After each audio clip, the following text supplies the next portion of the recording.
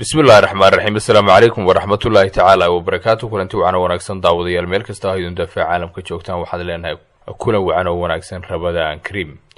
kuna soo dhawaada barnaamijka Qaranada ka diyaarinay tartankii Quraanka Kariimka ee bisha barakeysan ee Ramadaan ayaa maanta lagu soo gabagabeeyay masjid jaamaca weyn ee magaalada Hargeysa. tartankan ayaa waxaa ka qayb galay arday kala duwan oo wax ka barata madrasadaha kala duwan ee hoostaga Jimciyadda Waxbarashada Diinta iyo qabanqaabinta xafladaha diiniga iyo horumarinta bulshada ee Jimciyatul Ahbaab, taasi oo ay hoostagaan madrasado kala duwan oo ku yaala magaalada Hargeysa. gunaadadka tartankan Quraanka Kariimka ee bisha barakeysan ee Ramadaan ayaa waxaa ka soo qayb galay wasiirka diinta iyo waqaafta Soomaaliland Sheekh Khaliil Cabdullaahi Axmed iyo sidoo kale mas'uuliyiin ka socotay wasaaradda diinta iyo waqaafta Soomaaliland, culimo u diin, waalidiin iyo dadweyne kale oo aad u tiro badan.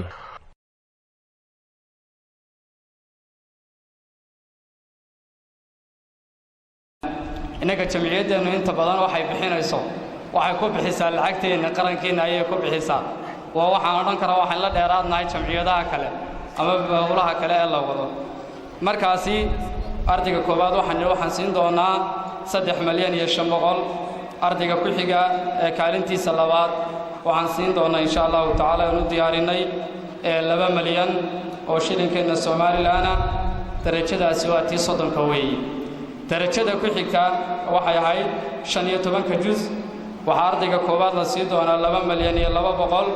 ardayga ku xiga milyan iyo 200 ayaa la siin doonaa. waa darajada waxa weeyaan 15aad 15 juz weeyaan. darajada ku xigta 10 juz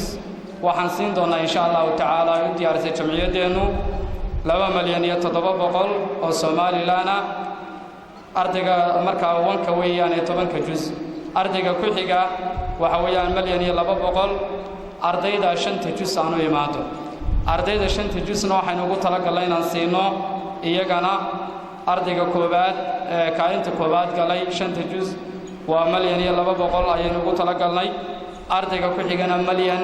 ayaan ugu talagalnay. waanu ka badin doonaa insha Allah taala. halkaas iyo meel ka sii sareysa inoo balana hadii la hayraado insha Allah taala hadii la hayraado. waxaan soo marnay waqti aan ka soo bilownay in ardayga koobaad aan $100 siino. ma insha Allah meel fiican waan marinayna ilaahay inoo siyaadiyo. inta aan kaga tago ardayda xagga Quraanka Kariimka bal ardaydii dawladda ee cilmiga dhuuxaysay iyo aqoonta iyo fiqiga iyagana aynu tagnaa insha Allah taala. waxaan soo qaadanay 3 arday ayaa darajada inoogu jiri doona 1 iyo 2 iyo 3 ayay inoo noqon doonaan hadii la hayraado. ardayga koobaad labadii kitaab bay ahaayeen. dawladdu 2 kitaab baa lagu qaaday imtixaankeedii oo ardaydu Ramadaan ay qaateen. ardayga koobaad waxaan ugu tagnay 800 oo shilinkeena Soomaaliland. ardayga ku xiga waxaan ugu talagalnay 600 oo kun. ardayga ku xiga waxaan ugu talagalnay 500 oo kun ayaan ugu talagalnay. intaasi waxa weeyaan waa abaalmarintii ardayda aynu diyaarinay. abaalmarintii ugu weyneyd baa hadhayo waa kitaabkii Quraanka ahaa. wax la isugu abaalmariyo de kitaabka Ilaahay baa ugu qiimo badan Sooma. waxa intaas oo dhan ardayga la siin doona musxafkii kitaabka ahaa ee Kariimka ahaana gacanta ayaa laga gelin doona. waxa iyadana inoo raaci doona shahaadooyin ardayda aynu ugu talagalnay kaalimahan ka qayb qaadatay. waa ardayda Quraanka iyo 3 arday ee dawladda kaalimaha sare ka garay. dhammaan waxaan u mahad celinayaa ama ka guud ahaan aan u mahad celinaynaa dadweynaha sharafta leh oo ugu horeeyo wasiirka diinta iyo waqaafta ee ka soo qayb galay xafladan qiimaha badan. waxa kale oo u mahad celinaynaa Jimciyatul Ahbaab ee soo qaban qaabisay tartankan qaaliga. waxa kale oo u mahad celinaynaa dhammaan culimada, mashaayikhda, dadweynaha, ardayda iyo macallimiintii soo diyaarisay. waxa aad iyo aad xusid u mudan ardayda meesha la isugu keenay ee aanu tartanka ka qaadnay ee jamciyadda ardaydeeda in ay dhammaantood ahaayeen arday aad iyo aad u qaaliya oo Quraanka ka dhisan oo aad u qiimo badan. hase ahaatee haddii rag baratamo kolley boontiya la isdheeraan doonaa. kolkaas meelo badan ayaanu ka eegaynay oo hadday tahay ardaygu magaranaysa qalad uu galo, hadday tahay joogsi uu joogsado, haddii ay noqoto ku celcelin uu Quraanka ku celceliyo, haddii ay noqoto xagga tajwiidka meelo badan ayaanu ka fiirinaynay. kolkaas arday wal iyo macallin waliba waxa uu soo baxa waxa aad iyo aad u muhiim ah inuu ku qanacsanaado waayo waxaa laga yaabaa arday aan mar quraba la qaban oo quraankii dareeriyay haddana in la yiraahdo kaalin muu gelin taas waxa weeyaan markaas in meelo kale laga eegayo sida tajwiidkii iyo meelayo kale laga eegayo saas awgeed waxaan soo gudbin doonaa 8 arday ee quraanka u galay kaalmaha sare oo mid kasta 1 iyo 2 iyo 3 arday ee dawrada cilmiga u galay 1 iyo 2 iyo 3 magacyadooda ayaan halkan ku soo gudbin doonaa waxaan aad iyo aad uga cudur daaranayaa oo aan idin wada sheegayaa inaanan sheegi karin madaarista ay ka soo kala jeedaan oo aanan aqoon u lahayn annagu madaarista ardaydaas ka soo kala jeedo tartanka waxa soo qaban qaabiyay jimciyatul ahbaab marka waxa uu ka koobnaa tartankani quraanka sidii leenoo sheegay 4 qaybood 5 jis 10 jis 5 iyo 10 jis iyo 30 jis waxa kale oo jirtay dawro cilmiya oo waxa jirtay 2 kitaab oo Ramadaanta majaaska lagu soo akhriyay kuwaas oo iyagana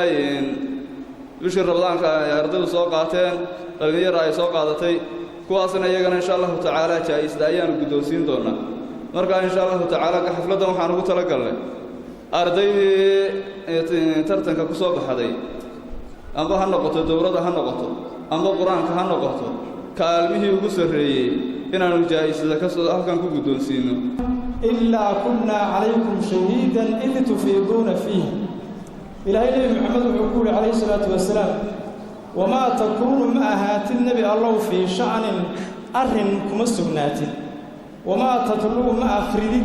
minhu arrinka dhaxdiisa min quraan ma akhridi illa waxaanu ahaanay kunna alaykum dushina ayaanu ahaanay ilaahay waan ku warahaynaa id tufiduna fi marka arrinka aad guda galeysaan aayada waxa ay cadaynaysaa loo daliishanayaan haddii arrin yimaado wax ilaahay lagu barayo oo dhibaatada laga baxay inuu quraanku ugu weyn yahay maxaa yeelay amal walba ilaahay uu ogiyay amaladana xagga dambe waa laga caam yeelay quraanka waxa loo soo qaatay shay ilaahay lagu bariyo ugu qaalisan dadkeenii hore hadday dhibaato timaado hadday abaar timaado hadday colaad timaado haddii libaax laga baqanayo quraankaas loo fariisan jiray waa la akhriyi jiray dhibaatadana waa laga bixi jiray bahal libaax la yiraahdo aad looga baqan jiray dadkeenii hore oo qofka iska hurdundu samada kaga soo dhici jiray dabeetana reerku markuu meel dego waxa la oran jiray yaasiinka yaa yaqaana haddii nin culimo yaasiinka yaqaana oo reerka joogo waxa la oran jiray quraanka ku soo wareeji halka uu soo maray oo xariijinta jeexay libaaxaasi soo mu dhaafi jirin waxa ilaahay uu ku yiri aayadka oo quraan innal ladina yatluna kitaaballahi wa aqamus salata wa atuz zakata wa anfaqu mimma razaqnahum yarjuna tijaratan lan tabur ilaahay wuxuu kuwa kitaabka ilaahay akhriyaya ee salaada oogaya wixii aan ka arsaaqarina wax ka bixinaya waxay rajaynayaan tijaaro aan khasaaro lahayn bay rajaynayaan waxaan leeyahay macallimiinta aad iyo aad baa u mahadsantihiin waxaa kaloo u mahadnaqayaa ardayda caruurta yaryar ee sida quraanka u akhriyaysa ee sida u xifdiday quraanku raxmad weeye wuu ku ilaalinayaa waxa xun buu ka ilaalinayaa quraanka asda u akhriyaysa waxa loo baahan yahay ku amal fashaan ina maartii waalidka kula dhaqantaan si raxmadu ku jirto ina macallimiintiina sida waxidiin bartay ay ixtiraamtaan tawqiirul ilmi ama diinta la weyneeyo waxa kamid ah inaad macallimkaaga aad weyneyso iyo ehelkiisa ana ehlul ilmiga inaad weyneyso waxaan kula dardaarmayaa dhalinyaradan quraanka sida wanaagsan u akhriyaysa iyo kuwan kaleba ina wanaagga isfartaan waxa idinka muuqdaa inay maaragtay naftiina ku dabaqadaan ina ku tala gashaan ina noqotaan mid walba saalixan li nafsihi muslihan li ghayri inuu isagu isasoxo marka dambena maaragtay saaxiibadiisa kale uu wadada wanaagsan tuso waxaan idinka digayaa haddaad dhalinyarada tihiin ina ku caajisiinta in tacliinta ku wanaagsanayn ee casharada jarjara iyo kuwa aan teginba iyo kuwa cibaadada ku xun inaan la saaxiibtaan laa tasxab ilkaslaana fii xaalaatihi kam saalixin bifasaadin aakhara yufsidu cadwa albaliidi ila aljaliidi sariica ka jamra yuudacu fi ramaadi fayakhmud labadaa bayda ee carabeed waxay noo tilmaamayaan waxa la leeyahay qofka muslimka ah la saaxiibinka caajiska arrimihiisa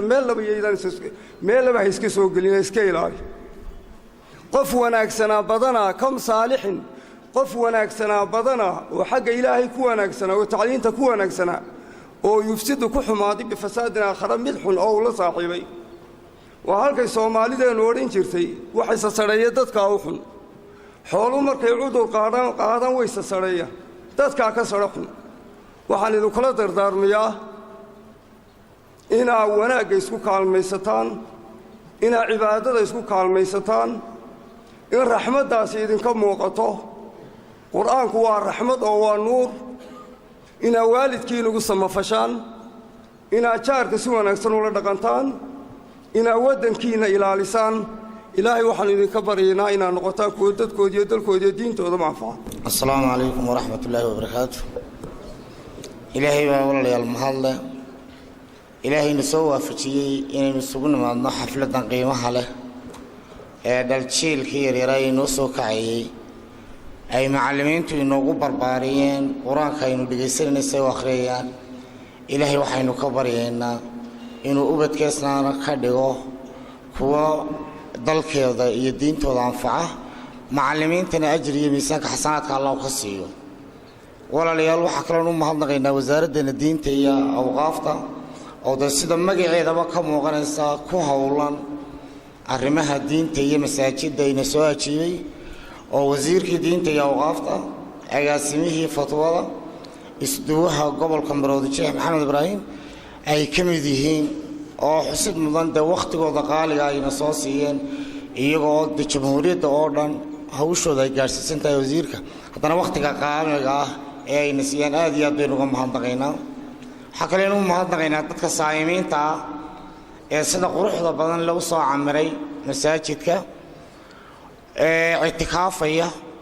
aad iyo aad iyo aad baynu ayaanu idinku mahadnaqayaa ilaahayna waxaan inoo weydiinayaa inuu ilaahay inaga yeelo kuwa ilaahay bisha ramadaan uu soonka ka aqbalo cibaadadaba uu ka aqbalo ilaahay uu la kulmiyo habeenka qaaliga aad iyo aad u qiimaha badan leh ilaahay waxaan inoo weydiinayaa ilaahay dowladdeenna inoo ilaaliyo ilaahay subxaana wa tacaala sanadka sanadkiisana ictiraaf uu inagu gaadhsiiyo bacdamaan dee imaamkii masaajidka ahay mahadnaqa iyo ducadaas baan anugu ku ururin doonaa oo in badan baan dee halkan isa soo taagaanay salaan kadib waxaa sharaf weyn oo ah qaybgalka aanu ka soo qayb gallay xafladaha ugu qiimo badan maxaa yeelay duqcad ahaan kolka la eego baytullaahi oo meeshii magaca ilaahay isagoo wax walba leh haddana gaarnimo loogu sharifay magaca baytullaahi abaa lagu qabtay waqti ahaan kolkaad eegtana waqtigii ugu fiicnaa ugu sharaf badnaa bishii barakaysnayd baa la qabtay wowqaaddii weliba sii fiicnayd ee salaaddii casar bacdigeed baa la qabtay xafladda intaasoo qiimaa isku darsatay qaybgalka aanu ka soo qayb gallay sharaf weyn bay noo tahay waxaa weheliyo intaa dheer xafladda waxaa loo sameeyey munaasabadda halka la isugu yimid waa kalaamullaahi weeye kolkaa waa xafladaha ugu qiimo badan maanta wax la qiimiyo uunan jirin weeye dee sidaa aan leeyahay way noogu sharaf badan tahay waa xafladda intaasoo dhan kulmisatay weeye qofka qur-aanka xariifka ku ah yacni malaa'igta suuban macooda ayuu noqonayaa waaladii yaqra'u alqur'aana wayatatactacu fiih ka qur-aanka akhriyaaya ee jejebinaya ee ku marmarganaya wuxuu idhi nebigu calayhi salaatu wasalaam lahu ajraan laba ajar buu leeyihi idan baabku wuu inoo furan yahay waxaaba fiicnaan lahaa jimciyadaha iyo culimmadu markaa waxa weeyeen in wakhtiyada qaarkood odayaasha iyo dadkaa markaa waxbarashada ka weynaaday laftooda aynu tartanna u qabanno oo kitaabka ilaahay subxaanahu wa tacaala barashadiisa lagu tartamo insha allah wasaarad ahaanna aynu dhiiri gelinayno inaynu taasoo kalena aynu samayno wakhtiga weyneeryaaya kelmaddayda intaas ayaan ku soo ururin lahaa aad iyo aad baan ugu mahadnaqay waxaynu joognaa wakhti barakaysan waa casar waa maalin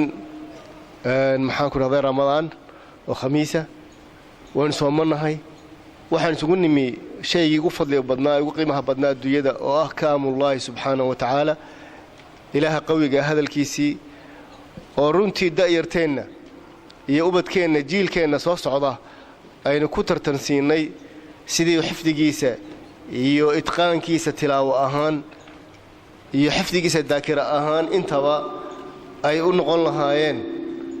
dad maxaan ku dhahdaay aynu ku kalsoonaanno inaynu ka tegayno jiil iyo da'yar maxaan ku dhahay ammaanadii naga xambaara oo inaga qaada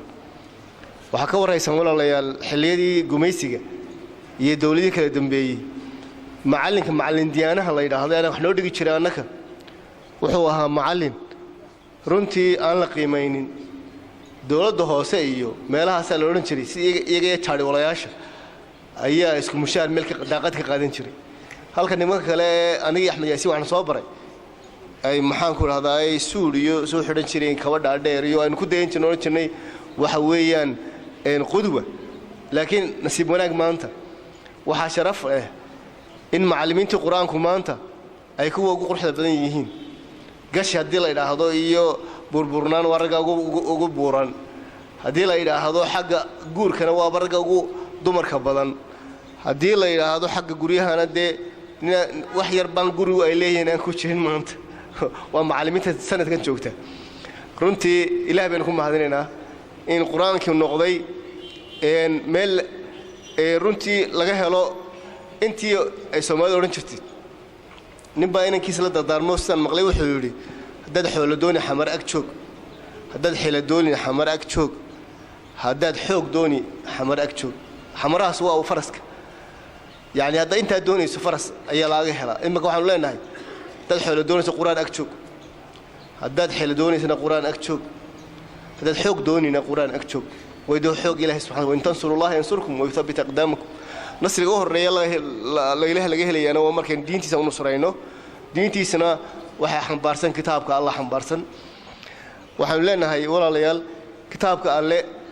in la isugu yimaado loo kulmo baraka ku jirta majtamaca qowmun fii beytin min buyuuti illaah yatluuna kitaab allah wayatadaarasuunahu fiima baynahum ilaa nazalat calayhim asakiina waqashiyatuhum alraxma wadakarahum allahu fi man cindah dad ma jiraan isugu yimaada kitaabka alle subxaana wa tacaala akhriskiisa iyo barashadiisa iyo karaamadiisa ilaa ilaahay subxana wataala wuxuu sheegay malaa'ig baa ku soo degaysa raxmad baa ilaahay ku daboolaya ilaahayna subxana wa tacaala agtiisuu ka xuseeya subxaana wa tacaala waayo ilaahay baynu kitaabkiisa weynaynaynaa aanu xusaynaa aanu karaamaynayna iyadoo runtii aynu joogno amin iyo wakhti dambe oo de afurna la sugayo meelo dhadheer la kala tegayo runtii waxaa ficnaanaya fursad weyn aynu helno kitaabka karaamadiisa culummadu intay sheegtay tobanlaabkii baynu ka helaynaa kitaabka ilaahay subxana wa tacaala sharafta mudan ee ah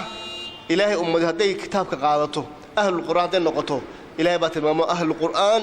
ahlullaahi wa khaasati waxaan u mahadnaqaynaa guddidii garsoorka ee mashaayikhda ahayd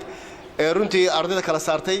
ee ardaydaasoo arkayso iyagoo isku wada dhowdhow haddana hadhiyo habeen ku fikirayay keebaa hasaxay keebaa point ka horreeyey qaarkood la kala saari kari waayo waan ogahay hawsha haysata macallimiinta iyo maxaan ku leeyahay guddida garsoorka ee ah mashaayikhda quraada ah iyagana runtii waxaanu leenahay ilaahay idinka abaaliyo juhdigaa weyn aa qabateenna ilahay baa idinka siinaya abaalkiisa iyo ajarkiisa ku helaysaan ugu dambayntii waxaan u mahadnaqayaa mas-uuliyiinta iyo imaamka masjaamaca oo runtii aad iyo aad uga shaqeeyay nadaafadiisa iyo ilaalintiisa iyo karaamadiisa runtii xafladahana waxaan jeclaan lahaa mar walba in masaajideena lagu qabto oo aan la iska weynaynin meesha masaajidka iyo mixraabka nebi maxamed ninka ka kibraa isagaa cirka roob ku og halkaa mixraabka rasuulka oo laga xishoodo salawaatu rabbi wasalaamu la soo taago ninka yidhaah hudheel baan la tegayaa iyo meel baan ku soo dabaaldegaya waxaan lahaa masaajidadeenna ayaa iyagu mudan inaynu karaamayno oo mixraabka nebiga aan la iska sarraysiinin isaga sheekhana waxaa la jazaaka allahu khayra aad baa intaasi waxaan kusoo gabagabayn doonaa daawadayaal barnaamijkii gaarka aan idinka diyaarinay gunaanadka tartankii qur-aanka kariimka ah ee bisha barakaysan ka socday mustajaamaca weyn ee magaalada Hargeysa. barnaamijka waxaa idinla socodsiinayay anigoo Maxamed Jiciiro Axmed dhinaca filim qaadista waa Axmed Maxamed Cawaale iyo Miir Cali Xuseen. waa guud ahaanba annagoo idinku dhaafeynaa waqtigu ha inoo ahaado mid wacan oo wanaagsan. Rabadaan Kariim.